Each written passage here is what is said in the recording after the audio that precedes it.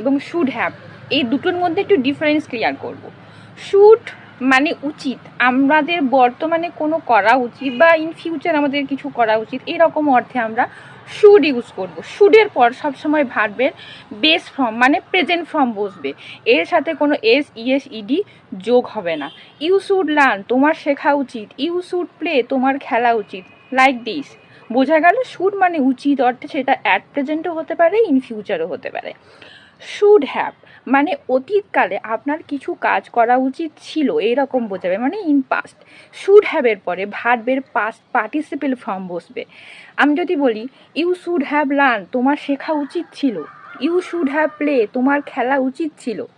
বোঝা গেল? শুড তাহলে উচিত অর্থে সেটা at present either in future, এরপরে ভার্বের বেস ফর্ম মানে প্রেজেন্ট ফর্ম বসবে।